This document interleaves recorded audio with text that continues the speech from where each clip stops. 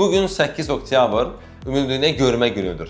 Hamımızı bu gündən təbrik edirəm. Çox maraqlı bir gündür, hər gün nəsə bir gündür. Bugün də görmə günüdür. Görmə qabiliyyətinin nə qədər həssas olduğunu və gündəlik həyatımızda nə qədər vacib olduğunu bizə xatırladan bir gündür. Görmə qabiliyyətimizə doğuşdan öyrəşirik. Hər hərəkətdə, hər qərarda, hər an bizi müşayiət edir. Və yalnız dəyişikliklər başlayanda insan ilk dəfə fərq edir ki, həyat keyfiyyəti görmə qabiliyyətindən asılıdır. Məsələn, görmədə problem konsentrasiyasını azaldır, yorğunluğa, narahatlığa səbəb olur, özünə inama təsir edir və qlaukoma və ya retinal degenerasiya kimi yavaş-yavaş inkişaf edən xəstəliyin gec fərqinə varıla bilər.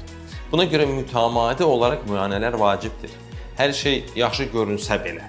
Müasir diaqnostika bizə dəyişiklikləri ən erkən mərhələlərdə kompleks müalicə və müdaxilələr olmadan görmə qabiliyyətini qorumaq mümkün olduqda əşkar etməyə imkanı verir. Tam ki, belə bir aparat var, qlaukomanın, yəni ki, qarasunun 4-5 il əvvəl diaqnostikanı eləyə bilərək xəstə onu biləndən əvvəl. Görün, nə qədər görmə biz qoruya bilirik. Ona görə də gözünüzün qayğısına qalın, müntəzəm olaraq yoxlanın.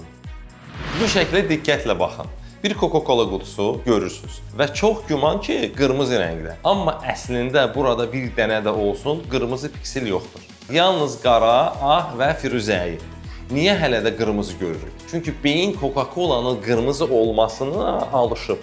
O sadəcə şəkil yaddaşa həkk etmir. Həm də onun şərh edir. O reallığı düzgün hesab etdiyi şəkilə qurur.